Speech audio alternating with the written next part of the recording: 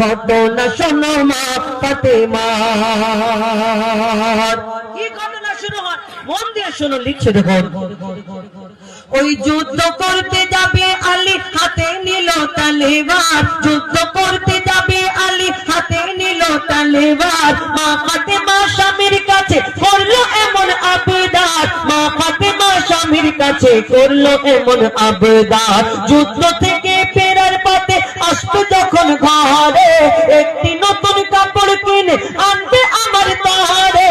একটি নতুন কাপড় কিনে আনবে আমার তরে। এই কথা শুনে হযরত আলী বড়ই দুঃখ পায়। এই কথা শুনে হযরত আলী বড়ই দুঃখ পায়। যদি আমি শহীদ হয়ে যাই, কে আনবে বলো কাপড় তোমার? কে আনবে বলো কাপড় তোমার? এই কথা বলে হযরত আলী যুদ্ধে চলে গেল। সেখানে ছিল ইমাম হাসান হুসাইন, আল্লাহর রাসূলের দুই নাতি, দুই নামাজা, ছোট ছোট, তারা কিছু বোঝে না।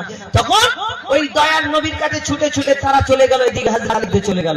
আমি জিজ্ঞেস করলাম, তোমার মা কি করে, কেমন আছে? আমার দয়ার নবীকে ইমাম হাসান ইমাম হুসাইন উত্তর দিলেন, আমার আব্বা আসছিল, কিন্তু আমার বাবা যখন যুদ্ধ গেল মনটা বড় খারাপ। না যা কেন না, আমার আম্মা একটা নতুন জামা চেয়েছে। এই কথাটা শোনার পরে দয়ার নবী চোখ থেকে টপ টপ করে পানি ঝরে। তারপর কি ঘটনা হয় যখন ওই দুঃখ ভরা হৃদয় নিয়ে আলী গেল গানে। দুঃখ ভরা হৃদয় নিয়ে আলী লড়ে, তার কাছে ছুটতে এলো হাসান হুসেন। তার কাছে ছুটতে এলো হাসান হুসেন। আব্বুর কাছে নতুন কাপড় চেয়েছে আম্মি জান, তাই আব্বুর মনটা খুবই খারাপ ছিল যে সে পেরেশান। আব্বুর মনটা খুবই খারাপ ছিল যে সে পেরেশান। এই কথা শুনে দয়ার নবী কান্না থামে না। এই কথা শুনে দয়ার নবী কান্না থামে না। কি ভুল করলো ফাতেমা, কি ভুল করলো ফাতেমা, কি করলে বলো বেটি আমার? কি করলে বলো বেটি আমার? বড় কষ্ট পেয়েছে। এইদিকে মা ফাতেমা নিজের বাড়িতে কাজ করে, নিজের বাড়িতে কাজ করে। তিনি তো বুঝতে পারিনি ব্যাপারটা, কিন্তু দেখছে একদিন হলো, দুদিন হলো, 3 দিন হলো মা ফাতেমার বাড়িতে আমার দয়ার নবী আর আসে না, আর আসে না। চিন্তা করছে আমার আব্বা প্রত্যেক দিন আমার বাড়ি আসে, আমাকে না দেখে থাকতে পারে না, কিন্তু আমার আব্বা কেন আসে না? 2 দিন হলো, 3 দিন হয়ে গেল, মা ফাতেমা ছুটে ছুটে নবীজির ঘরের সামনে চলে গেল। আমার দয়ার নবী সালামের উত্তর দিয়ে, মা ফাতেমা সালাম দেওয়ার পরে সালামের উত্তর দিয়ে অন্যদিকে তাকিয়ে আছে। মা ফাতেমার দিকে তাকিয়ে দেখে না। যে বেটিকে না দেখে থাকতে পারে না, সামনে আসার পরে অন্যদিকে তাকায়। কত কষ্ট পেয়েছেন। কি ঘটনা তারপর কবি ছন্দের মাধ্যমে লিখছে দেখুন।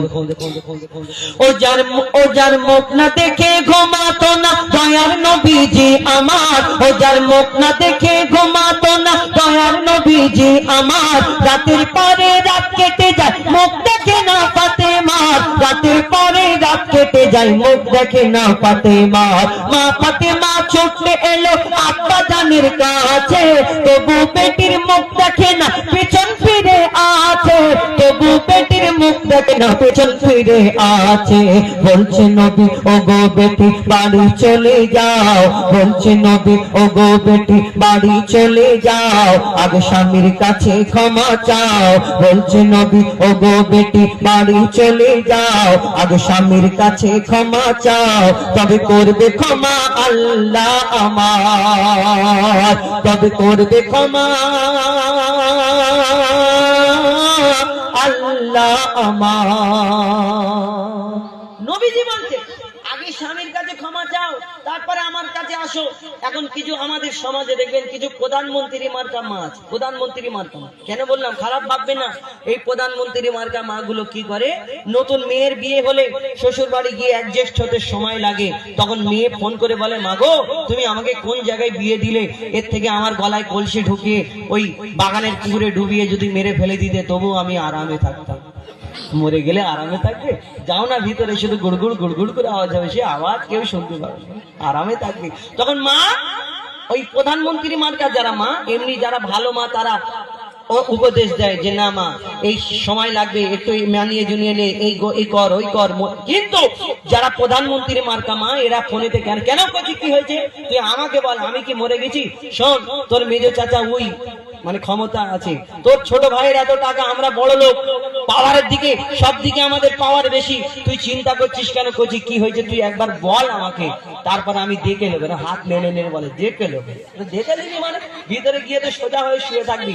ও তো বুড়ি হলো, ও 2-4 দিন পরে কবরে যাবে, ওই মেয়েকে কোলে করে নিয়ে কবরে ঢুকে যাবে না। এ বুদ্ধি তো আর জায়গায় বলে আমি দেখে নেবো, এরকম করে বলে দেখে নেবো। আর দেখে নিবি ভিতরে গেলে বুঝতে পারবি, ও মেয়ের তো জীবন সারা জীবন শেষ হয়ে যাবে। আমার নবীজি বলছে মা ফাতেমাকে বাড়ি চলে যাও। আমার মা ফাতেমা একটা কথা বলে না, চুপ করে কাঁদতে কাঁদতে নিজের বাড়ি গিয়ে দরজা বন্ধ করে শুধু ঢুকরে ঢুকরে কাঁদে, হযরতে আলী আসার অপেক্ষা করে। তারপর কি ঘটনা হয় কবি ছন্দের মাধ্যমে লিখছে দেখুন। ওই যুদ্ধ হতে হযরত আলী এলো যখন ঘরে, যুদ্ধ হতে হযরত আলী এলো যখন ঘরে, চাইছে ক্ষমা মা ফাতেমা পা দুটোকে ধরে, চাইছে ক্ষমা মা ফাতেমা পা দুটোকে ধরে, ক্ষমা করে দাও আমারে আর করব না এমন ভুল, তোমার মনে ব্যথা দিল ব্যথা পাই গো খোদার রাসূল, তোমার মনে ব্যথা দিল ব্যথা পাই গো খোদার রাসূল। আলী ফাতেমা হাসান হোসেন নবীর কাছে যায়, আলী ফাতেমা হাসান হোসেন নবীর কাছে যায়, নবী মোর দেখে শান্তি পায়, নবী মোর দেখে শান্তি পায়। এমন ভুল কখনো করো না গো আর, এমন ভুল কখনো করো না গো আর। সেদিন আমার নবী সব কথা শোনার পরে উম্মতের শিক্ষার জন্য সেদিন আমার দয়ার নবী মা ফাতেমাকে কি বলে গেছিলেন, মন দিয়ে শুনুন, লিখছে দেখুন।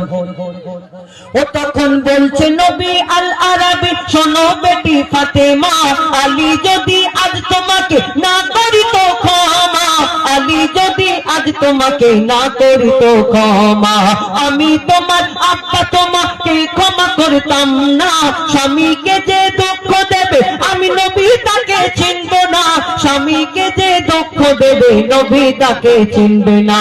কেমন শিক্ষা দিয়ে গেল নবী দো জাহান, কেমন শিক্ষা দিয়ে গেল নবী দো জাহান, বলে মঈদুল ইসলাম ভুল ছিল না মা ফাতেমা, ভুল ছিল না মা ফাতেমা, স্বামীর মনে মা বোনেরা ব্যথা দিও না, আমার নবীর ঘোষণা ঘটনা শোনো মা ফাতেমা, ঘটনা শোনো মা ফাতেমা। আমার কথা কেউ খারাপ ভাববে না, কেন এখন সমাজ আস্তে আস্তে পরিবর্তন হচ্ছে। আমরা দেখবেন অনেক মা বোনেরা মনে করবে আমাকে অনেক